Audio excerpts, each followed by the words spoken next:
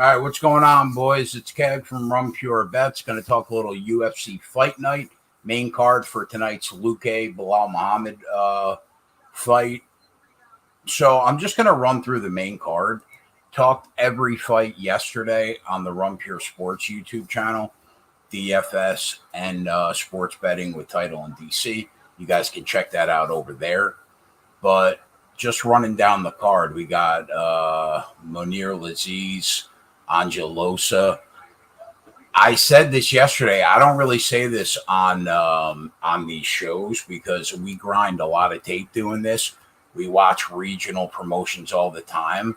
But this guy somehow slipped through the cracks. I watch LFA and Titan FC. I didn't really see him. So I grinded the tape, and I think that the kid's got a head made out of stone. He looks like he's got a really good chin from what I've seen so far. He's got a really solid jab. His fight IQ seems above average. His cardio's been rock solid. He's really measured in the cage. He carries a ton of power, but it is worth noting that he took off a couple years, and he's only had 4 fights since 2016. All of them, he's either won or lost by decision, right? But he does have that finishing upside. We know about Laziz, Sanford MMA guy, great gym. He's Gilbert Burns' main training partner. Everybody knows that. He's got really accurate hands. He carries power. His offensive takedown game is above average. And I think the problem here is that Los is on 4 days' notice. That's a big issue, right? If he was on a full fight camp, I would probably take a small shot with him. I did personally, and I gave it to my guys. Actually, did I give it to my guys? No, I didn't. I put it in the Discord, but it's not a spreadsheet play. But yeah, I think it's worth to sprinkle him by decision even at plus 350. But the problem is he's on 4 days' notice, and it's going to be tough. And Laziz is a pretty good guy. But I don't think he's a bad punt in DFS for sure. I have him in a lineup. Pat Sabatini, TJ Laramie. Pat Sabatini obviously been really good to Run Pure subscribers. He's continued to get the job done for us. He's cashed the last few fights. Three UFC fights, 3 wins so far, and he's got a gigantic advantage on the mat. He's top notch when it comes to grappling, right? Now, TJ Laramie has had some success on like the smaller regional scene. I think he's a solid wrestler. He's got very heavy hands for his size, but he has now gone from like busting as a minus 350 favorite to Derek Minner to opening a plus 205 dog, which is now climbed to a plus 350 dog. That's a bad sign. That's not a good sign when you want to back somebody. Pat Sabatini doesn't have the best striking in the world, but it's at least good enough to close range, get inside, to work the takedown, and just put the guy away on the mat. So it comes down to how do you attack Pat Sabatini? Do you take him by decision or do you take him by submission?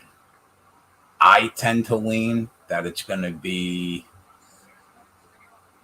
by submission, but that price was plus 175, and now it's not. No longer. It's like plus 140 last time I checked. So make sure you're on the lookout for that.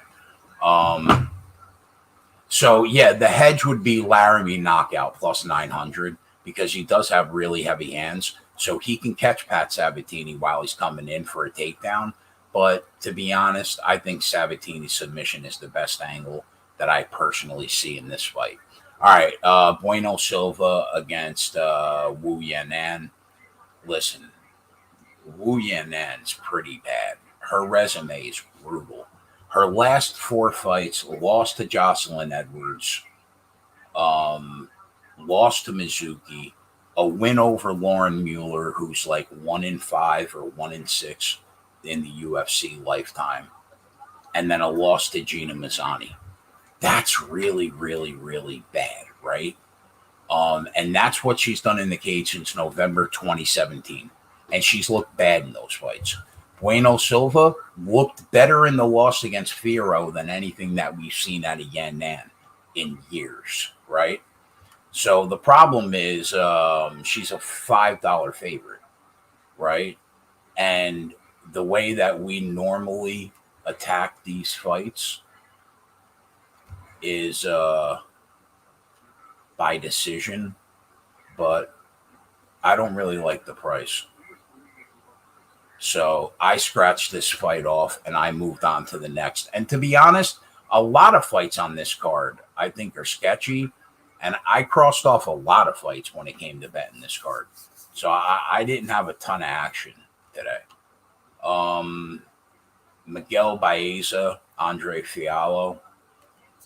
Yeah, so Baeza came into the UFC obviously looking like a murderer, right? Everybody thought that this kid is the real deal, guaranteed, rock solid. But lately he's been a disappointment, has not looked good to me at all. And looking at what he's done in retrospect, like I said this on the show yesterday under a microscope, doesn't really look that good to me anymore. He beat Victor Reina in Contender Series. Okay. He gets by a 40-year-old Matt Brown. He knocks him out, right? But we just saw Brownie lose to Barberena, and Matt Brown had him hurt in that fight anyway, right? He gets by Takashi Sato, which at the time we thought was a really good win. But we just saw Gunnar Nelson get off the couch after 3 years and beat Takashi Sato. So, and then, his last two fights, he drops to Ponzi and Chaos Williams. So how good is Miguel Baeza really? I don't know. My biggest issue with him is that his striking defense is god-awful. It's beyond bad. So you can't be that hittable at 170 pounds and expect to continuously win fights. So in my opinion, he's got a really good chance of getting knocked out because Andre Fiallo is a good fighter. People might not know who the kid is, okay, if you only watch the UFC, but he fought in Bellator for a while. He took 4 out of 5 there. He had success at World Series of Fighting. And he's got very good fight IQ. He never really gets rattled. He fights behind a solid jab. He carries power for the division. His gym, Sanford MMA, is really good. You could throw out the last fight that he took on short notice. I don't really think that means much here. And like I said, Miguel Baeza is way too hittable to me. And I think that knockout that he suffered last time was pretty bad. And it probably is in the back of his mind when the bell rings for round 1. So I like Fiallo's chances to catch Baeza and surprise a lot of people here. The money line was at plus 155. He's taking money. I expected that. The KO prop, I don't know, plus 275 or plus 250. I like that. I'm on it. I took a shot. All right. I'm probably going to murder this kid's name, but the kid looks exactly like Paulo Costa's little brother. I think you pronounce it like Cal Baralo, maybe. I don't know. But he's fighting Omar Gatsiev.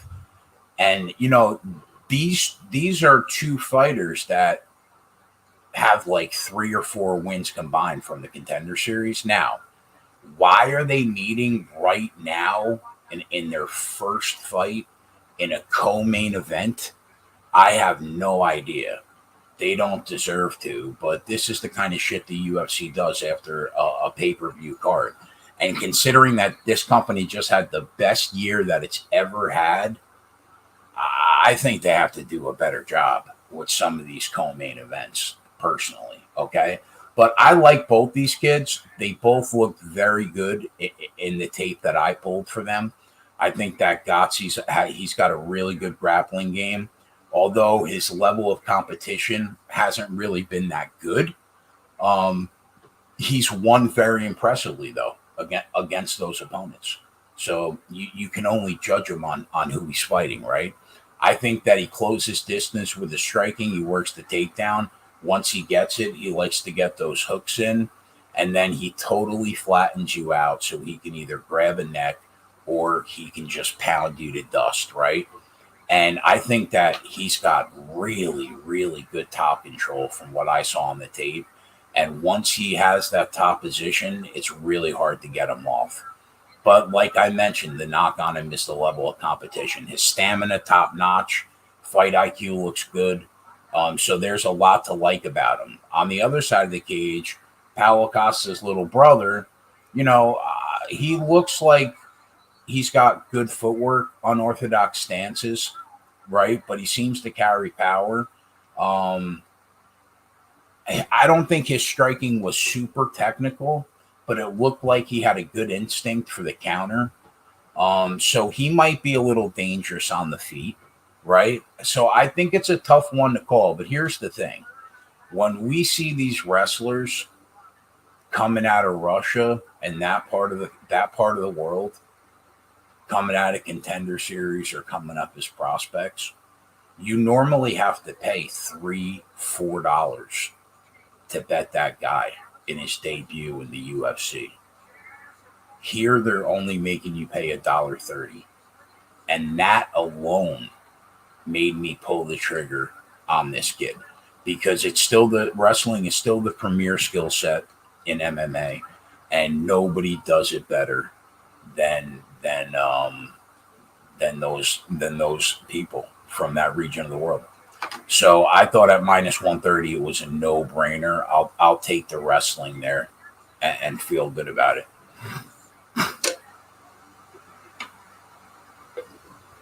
Main event: Vicente Luque, Belal Muhammed. So this is a tough fight. Now, initially I thought everybody was on Luque.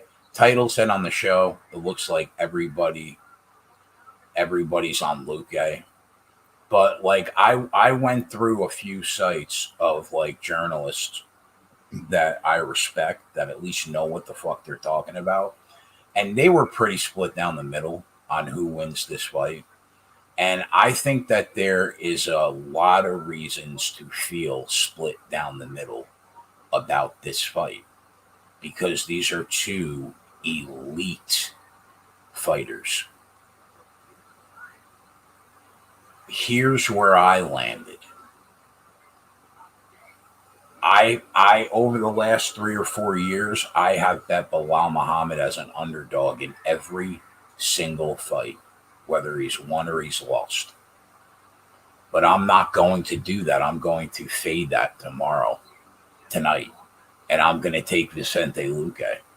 And I was on Michael Chiesa in that Luque fight, and I lost when Luque won that fight. I have never been a gigantic Luque fan, but I think it's pretty undeniable that there is something about him that is special for sure.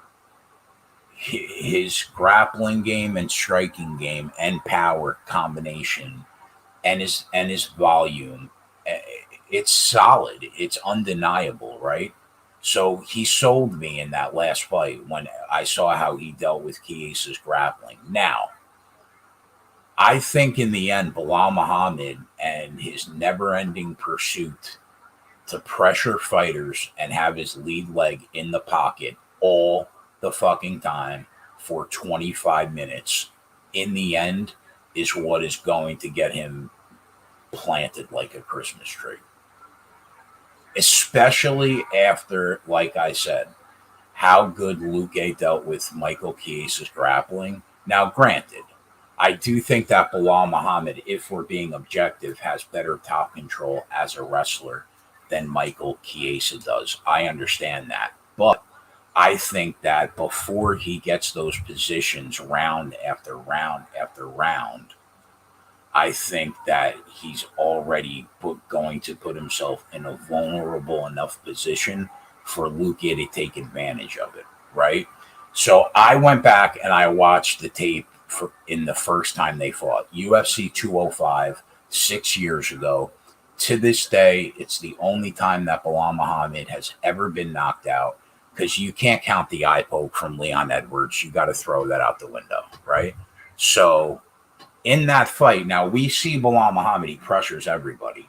That's what he's known for. His pace, his volume, he's in your face, 25 minutes, deal with it.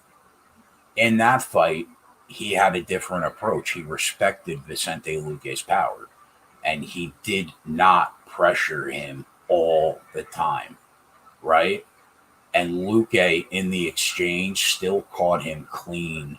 And it wasn't even with a really powerful punch. It was as he was moving backwards, getting away, and he hit that chin, and he just dropped. I failed to see, if Belal Muhammad is going to pressure him for 25 minutes, how that doesn't happen again. Because I think that Luque is going to be able to deal with the wrestling attempts that Belal will try. And if he stands with him, Belal Muhammad is just not the striker with the consequences that happen that Vicente Luque is. So for me, I took Vicente Luque by knockout, and I'm going to take him on the money line, but I'm expecting some money to continue to come in on Belal Muhammad. But I'm not sure.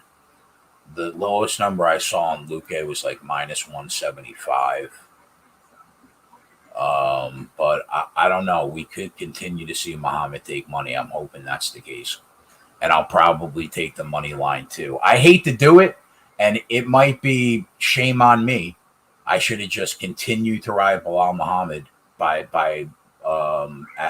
a dog price. But this is where we are. So that's what Keg's doing. And now I am going to go live for Kegcast subscribers. Listen, how many people are watching this show? 17 people? 18 people?